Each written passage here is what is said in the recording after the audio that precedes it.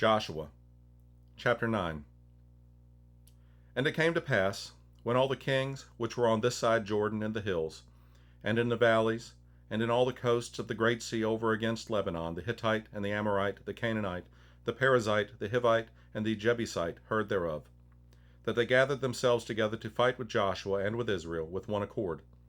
And when the inhabitants of Gibeon heard what Joshua had done unto Jericho and to Ai, they did work wilily, and went and made as if they had been ambassadors, and took old sacks upon their asses, and wine bottles old and rent, and bound up, and old shoes and clouded upon their feet, and old garments upon them, and all the bread of their provision was dry and mouldy.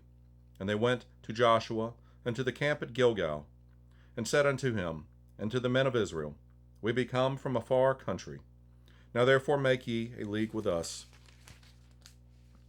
And the men of Israel said unto the Hivites, Peradventure ye dwell among us, and how shall we make a league with you? And they said unto Joshua, We are thy servants. And Joshua said unto them, Who are ye, and from whence come ye?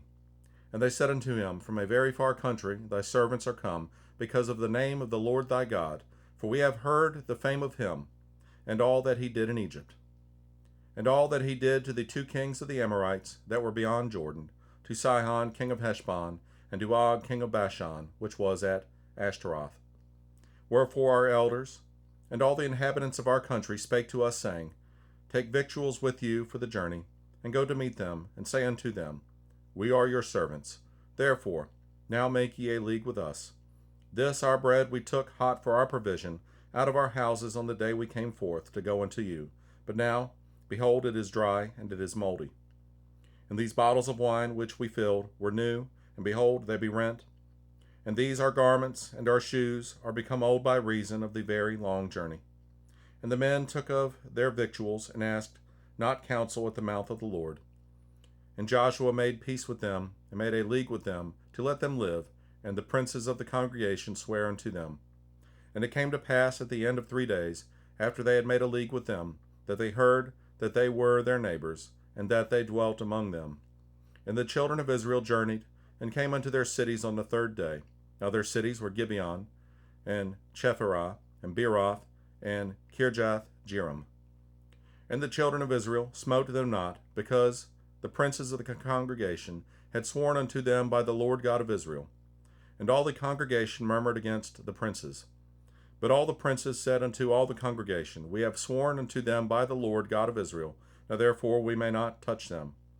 This we will do to them, we will even let them live, lest wrath be upon us, because of the oath which we swear unto them. And the princes said unto them, Let them live, but let them be hewers of wood and drawers of water unto all the congregation, as the princes had promised them. And Joshua called for them, and he spake unto them, saying, Wherefore have ye beguiled us, saying, We are very far from you, when ye dwell among us? Now therefore are cursed. And there shall none of you be freed from being bondmen, and hewers of wood and drawers of water for the house of my God. And they answered Joshua and said, Because it was certainly told thy servants, how that the Lord thy God commanded his servant Moses to give you all the land, and to destroy all the inhabitants of the land from before you.